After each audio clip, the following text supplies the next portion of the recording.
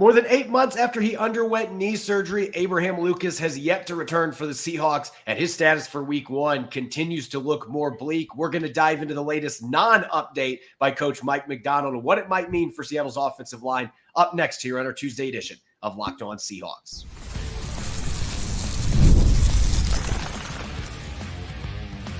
You are Locked On Seahawks, your daily Seattle Seahawks podcast, part of the Locked On Podcast Network. Your team every day. Greetings, 12. This is Corbin Smith, the host of the Locked On Seahawks podcast, your daily Seahawks podcast, part of the Locked On Podcast Network, your team every day. Glad to be joined, as always, by my co-host in crime, Rob Rang, and a special thanks to all the 12s out there, whether you're listening in West Seattle or over in St. Louis, Missouri. We greatly appreciate each and every one of you for making Locked On Seahawks your first listen 5 days a week. We're drawing closer to Saturday's preseason finale at Lumen Field against the Cleveland Browns. Rob and I are going to be discussing which offensive players have the most to gain going into this exhibition finale. We've got a Tuesday mailbag and much more coming your way, courtesy of our friends over at FanDuel. Now through September 22nd, all FanDuel customers can bet $5 and get a 3-week free trial of NFL Sunday Ticket from YouTube and YouTube TV. Visit FanDuel.com/LockedOn to get started. Now for your lead story here on our Tuesday edition of Locked On Seahawks. It has been a cloud hovering over the Seahawks really for the entire offseason. The health of Abraham Lucas, who underwent knee surgery in January. He missed all but 6 games in an injury-riddled season last year. Former coach Pete Carroll at one point called his knee condition chronic, which, of course, that is not the word that you want to hear. And fast forwarding now to mid-August, we're less than 3 weeks away from the regular season opener. And, Rob, I don't know that Mike Macdonald could have said something more ominous by literally not saying anything the way that he did yesterday on Abraham Lucas's status. In fact, this is what he had to say when asked about Lucas's chances of playing in Week 1. He said, "Right now, I probably don't want to answer that question." And that was the end of the response. There's a couple ways that you could probably look at this. Maybe it's just a case of, hey, nothing's really changed at this point. He's still progressing, just not as fast as we want. So I got nothing else to say. I'm just going to say I'm not going to answer that question. Or there's worse things going on behind the scenes here, where not only is he in jeopardy of missing the season opener, but he starts the year of the pup list. He has to miss at least the first 4 games. It feels like the longer this trends, that he's not on the field, that second scenario starts to become more plausible here. Yeah, no question about it. I mean, there's such a huge spectrum of what could possibly be happening here with Abraham Lucas. As you said, I mean, Mike Macdonald in his quote there, it's just something he probably doesn't want to answer right now. Let's take a positive spin on that for a moment. This could be coach speak. Mike Macdonald might just be saying that, hey, I'm not about to give my opponents in Week 1 of the regular season, the Denver Broncos, any advantage in knowing that Abraham Lucas is possibly going to be starting at the right tackle position for the Seahawks.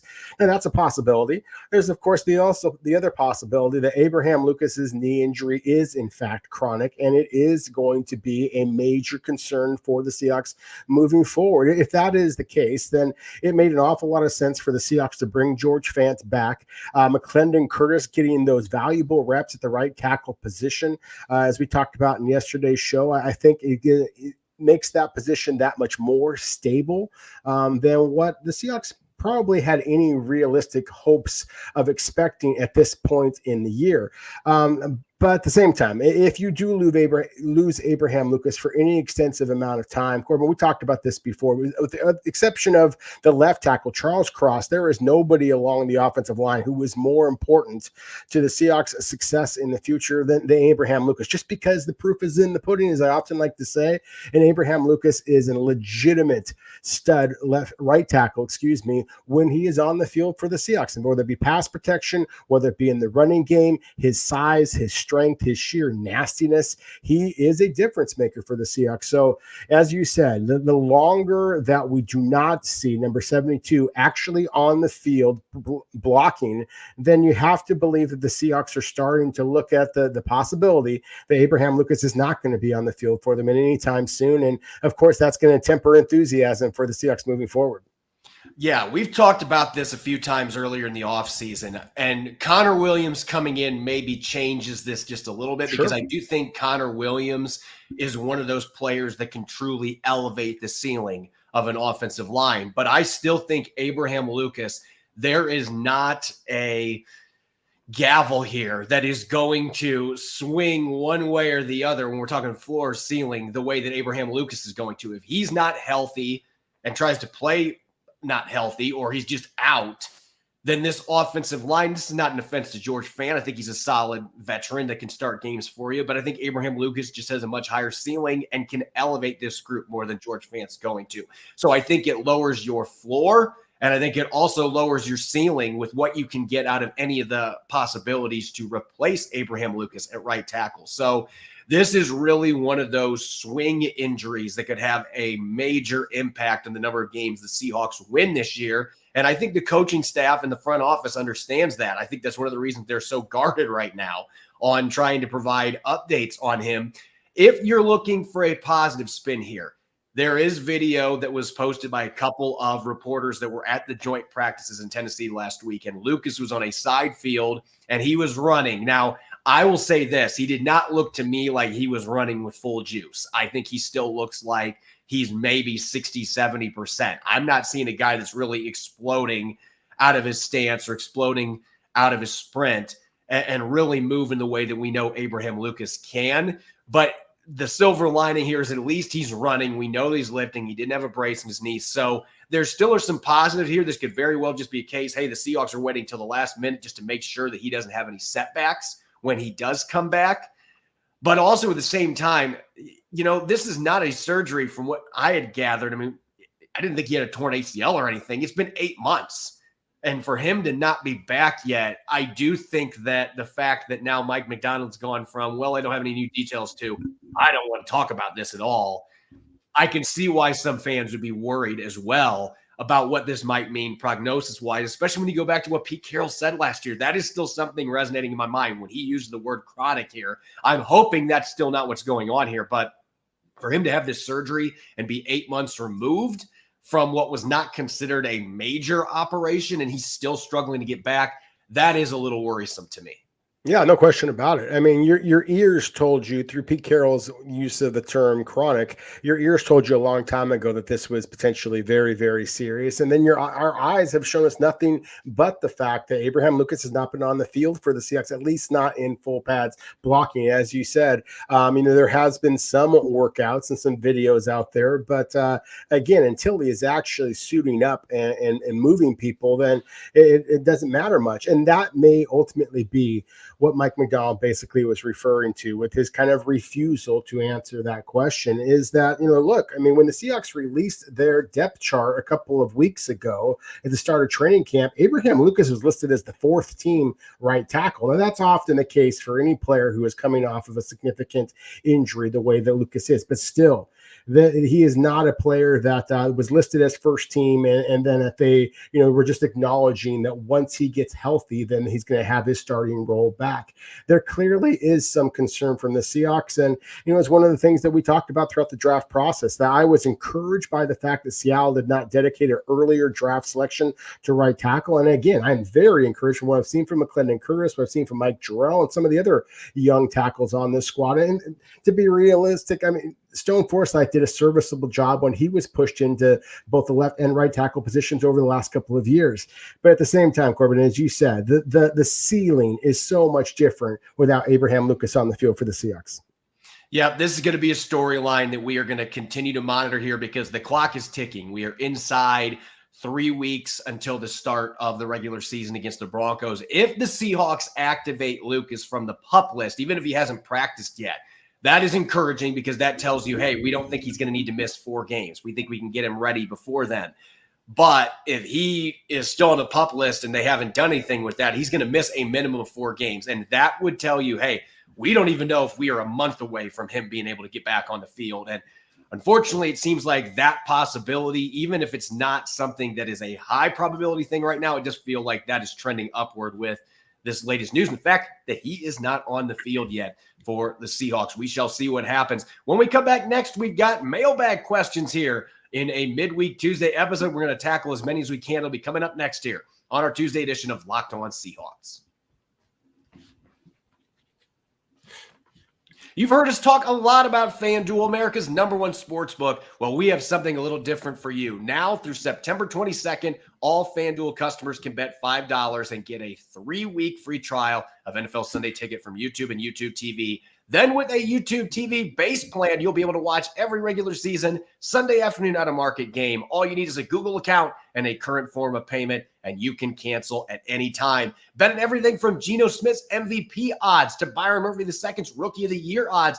And maybe if you're feeling bullish on Mike Macdonald's Coach of the Year odds, you can put a bet on that as well. Just throw in a $5 bet and you'll get a 3-week free trial to NFL Sunday Ticket from YouTube and YouTube TV. Just visit FanDuel.com/lockedon to download America's #1 sportsbook. Welcome back to the Tuesday edition of Locked On Seahawks. This is your host, Corbin Smith. Glad to be joined, as always, by my co-host in crime, Rob Rang. And a special thanks to all the 12s who are listening in. Thank you, as always, for making Locked On Seahawks your first listen 5 days a week. We greatly appreciate it. For your second listen, make sure to check out the Locked On Fantasy Football podcast to get your daily insight on the best fantasy draft strategies so you can win your league this season. Part of the Locked On Podcast Network, your team every day.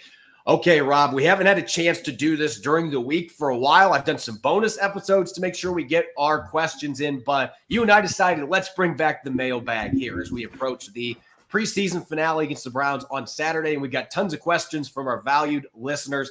Our first one here coming from Devin Walker, 8219 on Threads. How much, if at all, do you think the starters should play in the preseason finale for the Seahawks, including Gino Smith? Rob, we do know the Cleveland Browns are expected to play quite a few of their starters, at least based on what Coach Kevin Stefanski has said. Got to believe that Seattle, without the joint practices this week to be their replacement for the game, that there's at least a pretty good chance we're going to see most of the starters, if not even players like Gino Smith in this game. Yeah, I still wouldn't start Gino Smith, but at the same time, I would start virtually everybody else. Certainly the starting offensive line, I want to see them go up against a quality defensive front, especially if Cleveland is going to be nicking all their starters.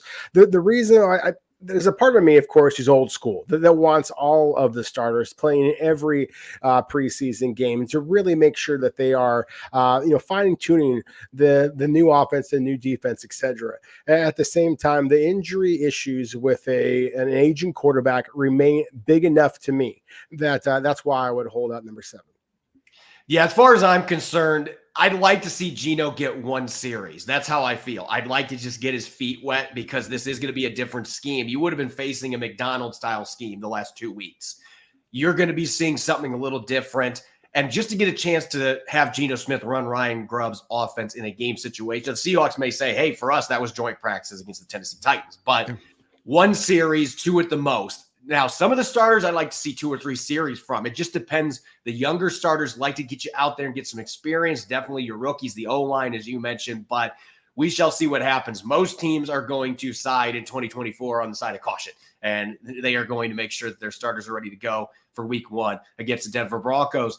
Our next question here. Hugh Millen said Cody White is 5th best receiver on the Seahawks and is challenging Bobo for number 4. He mentioned the kind of separation he gets. Have either of you noticed this separation ability? And would you say he is getting close to being a lock? This is from Salva Truco 503. So listen, Hugh Millen and I are great friends. I've worked with him a number of times. I coached with him at Mount Si. I respect the hell out of his opinion on quarterbacks and receivers. Obviously, a former NFL quarterback himself. I have not heard this clip, so I can't speak to this and where this clip was from.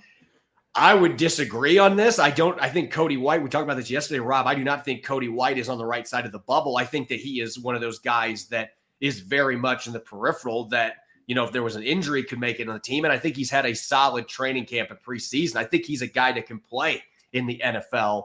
And he has made some big plays where there's been some separation ability at his size. But I think saying that he's pushing Bobo at number 4, I don't even see him pushing the 5th and 6th receivers right now, if we're being honest. Again, I haven't seen where this quote came from. I haven't had a chance to talk to Hugh about this myself, but this seems like this would be a little high for my liking for Cody White. Well, I see both sides of this, and like you, Corbin, I've worked with Hugh for a long time, and there's nobody in the business whose opinion I respect more than Hugh Millen's.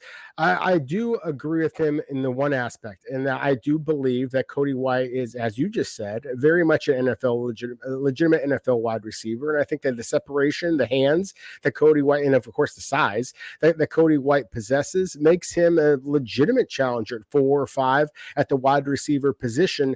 It's just who we are projecting at number 5, number 6, and in terms of Derek Young, in terms of Laviska Shenault.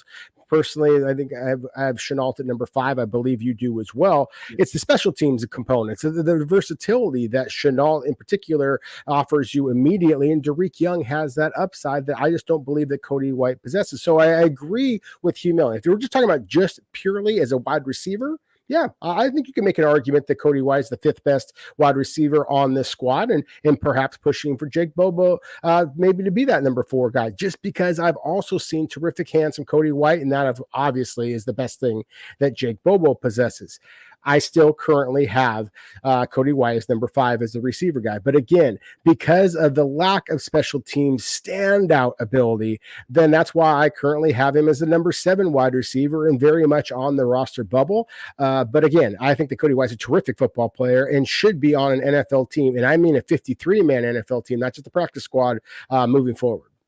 Our next question coming from Salvatruco 503. I believe I actually put 2 questions down for the same person and forgot to change who submitted the other one. Our apologies. With Sam Howell looking solid in both preseason games so far, can you see Howell as the Seahawks QB of the future, especially if Gino Smith struggles throughout the season? So I'm just going to say this. Look, Sam Howell looks daylights better. It's night and day what he looked like the first week of training camp to what we saw in that preseason second game in Tennessee in terms of comfort, the way that he's throwing the football, his decision-making, all those things are coming together. But this is where the idea of the preseason, you can't put too much stock in it. And we've seen what Gino Smith looks like on the practice field running Ryan Grubb's offense. It would require Gino Smith to stumble and fall flat on his face, at least to get on the field this year. Obviously injuries, but those are always in consideration. For Howell to be the guy next year, I don't know that you can put that stock in him just on preseason games. You would have to have somehow that he gets in some games in the regular season this year and plays really well. If that happens with him being just 24 years old and Gino Smith going to be 35 soon, that creates some different dynamics there to consider. But I think just basing off of preseason, a half of preseason games, I'm not going to be jumping out there saying Sam Howell is your franchise quarterback after this year. I'm not going to sit here and say that it couldn't happen, but I think he's going to have to show something in the regular season. There's going to have to be some circumstances that create that opportunity, whether it's Smith just not getting the job done or having an injury, whatever the case may be. It's really tough to put that kind of stock in preseason games, and teams have been burned for doing that at the quarterback position. Our next question here for Rob: what percentage of defensive snaps do you think Draymond Jones will play for the 2024 Seahawks? This coming from Hawkstrologer on X. I think it's a great question. That's one of the things that Draymond Jones is a player, Corbin, that has played increasing number of snaps each of his 5 seasons in the NFL. He set a career high for snaps this past season with the Seahawks. And I think that he's unfortunately taken the brunt of a lot of, frustration from Seahawks fans out there who saw the big splashy contract that he signed for. And frankly, we're expecting much bigger numbers than the 4.5 sacks that he had a year ago. But if you look at his numbers over the 4 seasons of the Denver Broncos, he averaged 5.5 sacks. The most he ever had in a single season was 6.5 sacks. Draymond Jones was solid last year. He just wasn't spectacular. As I said before, his snaps have risen every year. I expect it to be very similar this upcoming season as what it was last year, right about 65%. I think that he has the talent and fit in Mike Macdonald's defense to play more. I just think that Seattle's deeper. And so I think that there's going to be more rotation. But I still think that Draymond Jones is a foundational piece of this defense, and I expect it to be a vastly improved defense in 2024. They just got to get him healthy. That's been the biggest issue this training camp with the tweaked hamstring that he just hasn't been able to quite get over. But that question is actually a pretty good segue here to this next one from Bob Sells, 429 on Threads. What do you make of players like Boye Mafe playing into the second half of preseason games? What does that mean moving forward? I don't know if, Rob, if you agree with me on this, but I feel like every one of these situations, you have to look at context when you're looking at players that are playing into the second half that have been starters in the past. And I look at the context here. One, Boye Mafe has not been great in training camp. I'm just going to be honest with you. He has lost a bunch of reps to Mike Jarrell in one-on-ones. There have not been the splashy plays. There's been a few of them, but it has not been as consistent in the training camp practices that I was at. Two, Draymond Jones has been injured. Darrell Taylor was injured for a good chunk of camp. There's not a ton of depth at that edge rusher position. I think Derek Hall and Boye Mafe, still being younger players, Mike Macdonald wanted to see where these guys fit into this scheme, but he also kind of was a little bit hamstrung in the fact that, am I going to have Nelson Caesar play 90% of the snaps in preseason games? That has been a big issue. So I think in context here, you're looking at a player in Boye Mafe who the Seahawks want to see what he looks like in this scheme. I love what they're doing, moving him around some this year, letting him go over the A and B gap and rush. There's some really cool stuff he did in that Titans game on Saturday night. You can't learn some of that stuff without actually seeing game reps. And then you add in the fact that the depth, there's just a big drop-off after those first 3 or 4 guys. You've had Draymond Jones, Darrell Taylor banged up.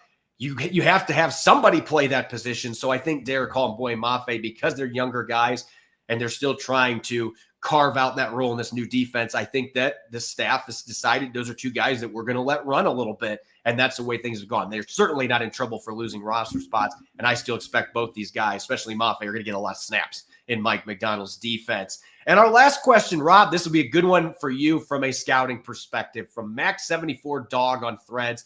Do either of you see Huntley or DTR as an upgrade over PJ Walker if released by the Browns? I'm just going to say this right now. The Browns are going to release at least one of these guys because you already have Jameis Winston as the backup for Deshaun Watson. Both those guys are healthy. Would you keep one of the other guys? Maybe you keep 3 on the roster because Watson's had some injuries, but it feels like one of these guys is going to hit the market. And so I guess the question, Rob, is either one of them going to be a superior option to what Seattle has at quarterback 3 right now? Well, we certainly haven't seen PJ Walker perform as well as hoped. And throughout the training camp practices that I saw, I thought that he looked pretty solid. And then, unfortunately, just had a tough day at the office in this past preseason game. Obviously, we're expecting PJ Walker to get an awful lot of playing time in this 3rd preseason game. Perhaps the 2 quarterbacks that you mentioned from the Cleveland Browns and an awful lot of other 3rd, 4th string quarterbacks throughout the NFL are basically going to be putting their best foot forward in the hopes that they can sign elsewhere. Do I currently like those 2 quarterbacks more than PJ Walker?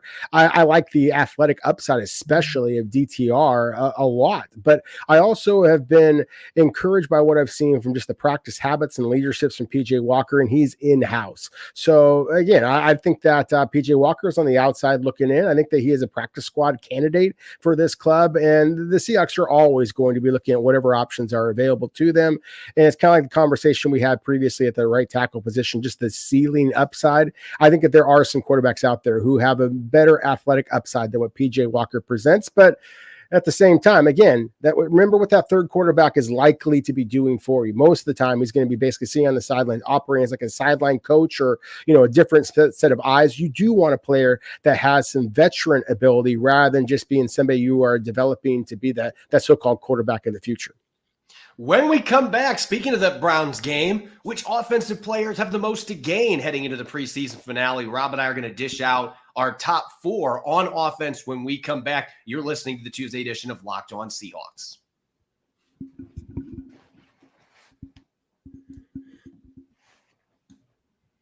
Welcome back to the Locked On Seahawks podcast. I'm your host, Corbin Smith. Glad to be joined, as always, by my co-host in crime, Rob Rang. And a special thanks to each and every one of the 12s tuning in. Thank you, as always, for making Locked On Seahawks your first listen 5 days a week. We greatly appreciate it. The Seahawks preseason going to be coming to a close on Saturday night, their first home game of the season at Lumen Field, taking on the Cleveland Browns. As we talked about earlier, Rob, the Browns are expected, we don't know how many, but they are going to play some starters in this game leading up to week 1.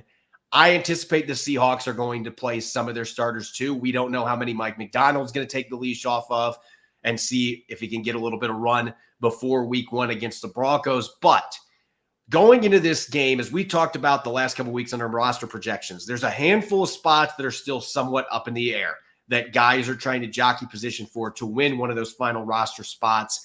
And so let's look on the offensive side of the football. And this doesn't have to be for roster spots. It can be for starting jobs as well. But offensive players that have the most riding on this game, that need to go out, would benefit most from having a big preseason finale against the Browns. And I know there's one player in particular that just had a pretty big game against the Titans that you're looking at thinking, I need to see it again, with maybe a sprinkle of some pass protection as well. Yeah, no question about it. We've talked an awful lot about Kenny McIntosh. And so, sure, I want to see that wiggle through the hole. I want to see the balance through contact that we saw during his time at Georgia. But you hit the nail on the head there, buddy, with you want to see better pass protection from Kenny McIntosh. So to me, he is, of all the players in the offense, he probably has the most eyes on him. I don't think that he is a lock to make this squad. Hell, I'm not even sure he's a lock to make the practice squad if he doesn't make the Seahawks 53, just because, as we talked about, we like Seattle's running back depth. And again, there's going to be an awful lot of very talented running backs that are going to be shaking loose from other NFL teams out there. So Kenny McIntosh is where I'd start the conversation. We talked an awful lot about Cody White before. He is somebody who, again, kind of like Kenny McIntosh, I think might be, performing not only for the Seahawks, but for every other one of those 31 teams out there. Again, I'm a big believer in Cody White. I love the fact that Cleveland may be starting or playing some of their starters, because Cleveland's got length at the cornerback position. And that's going to be one of the questions, is can Cody White continue to beat up on other big defensive backs who can match up with his size and show off that separation ability that we talked about before? Those are the two guys that I'm most intrigued by. I'm going to mention Stone Forsythe. We had the conversation before about Abraham Lucas, and Stone Forsythe, primarily playing left tackle, has had some issues. But at the same time, there are just very few young, and he's still, 25 years old, I believe, offensive tackles in the NFL who have his starting experience and have his size and 40-yard dash time. 40-yard dash time is important for offensive tackles because it just shows your natural athletic ability, and Forsythe has that. He struggles a little bit with leverage, and again, a stout Cleveland defensive line is going to give him some challenges, so I think this is going to be a fun game to watch from him. And then finally, because the Seahawks have had the struggles they've had at the tight end position, that I believe is going to throw the rookie Michigan's A.J. Barner very much more into the forefront for the Seahawks. And so I want to continue to see what I've seen every opportunity I've had to watch Barner so far, continue to show the soft hands and the physicality along the line of scrimmage as a run blocker. If he can do that, we've talked so much about a couple of different rookies for the Seahawks. Obviously, Byron Murphy, obviously, Tyrese Knight, obviously, Christian Haynes. A.J. Barner may wind up playing as critical of a role of any of those players. Well, if it all comes down to the Seahawks needing a run blocking tight end, should Pharaoh Brown's injury or perhaps even Noah Fant's injuries wind up being something that is a real concern for the Seahawks for a significant amount of time. And you mentioned Stone Forsythe. I'm going to start off on the offensive line myself, but rather than looking at fringe roster candidates, and I'll have plenty of those that I look at here in this segment, but we've got to start with Christian Haynes going up against Anthony Bradford, or going up with Anthony Bradford. I mean, there's a chance that both these guys are going to start together again, which, I was talking to Ray Roberts, former Seahawks offensive lineman, on social media about this a little bit yesterday, and we are in agreement. I'm almost wondering if this ends up turning into a situation where if Anthony Bradford's the starter at right guard, Christian Haynes is going to get some snaps rotating in with Lake and Tomlinson early in the year, and eventually he just takes the job, and then both these guys are starting. So I'm not predicting that, but I could very easily see that being something that happens. But we are looking at the right guard spot specifically right now. And Mike Macdonald has said multiple times, this is not over. This is still very much a competition. So for a preseason game, I do feel like there's a lot riding on this game for both these guys who played really well in Tennessee. I thought Haynes had a great game. I thought Bradford played really well. Can they replicate that? Who is going to be able to either create distance, or in the case of Christian Haynes, leapfrog and get that right guard job for week 1? So to me, that is number 1, 2, and 3 going into this preseason game as far as offensive players most to gain and potentially lose. those two going against each other at right guard. As far as other players, you mentioned at the tight end spot, AJ Barner. I'm going to throw Tyler Mabry out here because Tyler Mabry, I think, gets a little bit of a bad rap in terms of his overall skill set. This is not a guy that is going to wow you with his speed or rack up a ton of catches. He's not a big guy for a tight end. He's in the 240s, and yet he does those move blocks as well as anybody in the Seahawks roster. We saw it on one of Kenny McIntosh's big runs the other day on that wham block. And man, Ryan Grubb loves tight ends that he can do that with, that he can move around and do a lot of blocks in space with, that can catch some passes. So Tyler Mabry, now with this injury to Pharaoh Brown, that might be the guy, because he has played special teams and he's a pretty solid special teams player. That might be a guy who has a real opportunity here to get himself back on this roster, especially if Pharaoh Brown starts off on injured reserve. And then staying on the receiving side of things, you mentioned Cody White. I'm going to go to Aesop Winston. And Aesop Winston's had a really good training camp in preseason, second straight year he's done that, just had a touchdown this last game. His key to making this roster is going to be, can he get an opportunity to return kicks and punts? And we haven't seen it yet to this point in the preseason, but that's something he brings to the table. He's got regular season experience doing with the Saints earlier in his career. And it feels like this is kind of that last gasp effort for him because he's 28 years old. Not an old guy, but not a young player anymore either. If he's going to break that cycle and get over the hump and get on Seattle's roster, this feels like the year that he could maybe do it. Can you stack another really good game and then push Drake Young off the roster or be that seventh receiver because you're going to play some special teams? So I'm looking at him as a key guy to watch. And wrapping things up, as far as one of those final roster spots, a player that could still very much get onto the 53. I haven't had him on my 53. You have. Mike Jarrell has impressed when he's had his opportunities this training camp of preseason. The problem's been he's playing with a third-string offensive line. There hasn't been much practice footage where you've been able to see him going up against top defenders on Seattle's roster. He hasn't really had that test yet. If he gets a lot of snaps in this game and the Browns are playing some really good second stringers, maybe he gets some reps against guys that are going to be on Cleveland's roster. And so that is a real opportunity he hasn't had yet to try to impress, put some good film out there. And we know the athletic traits that he has, 95th percentile athlete at the tackle position. If he puts good film out there, that may be a guy the Seahawks suddenly realize, hey, there ain't no way we're sneaking him to the practice squad. Let's get him on the roster. So as much as any player out there, there might be no guy on offense that has more riding on this game to making the roster than Mike Jarrell. And making an NFL roster in general, if he plays well and the Seahawks cut him, somebody else is going to have a chance to claim him. So I think Mike Jarrell is a guy to keep a very close eye on heading into this game. As always, you can follow me on X and Threads at Corbin Smith NFL. You can follow Rob at Rob Rang. Make sure to subscribe to Locked On Seahawks on YouTube and wherever you listen to your podcast to make sure you don't miss a single episode. When we come back tomorrow, we're going to flip the script and talk defensive players that have the most to gain heading into this preseason finale. You won't want to miss it. Enjoy the rest of your Tuesday, and thanks for listening. Go Hawks.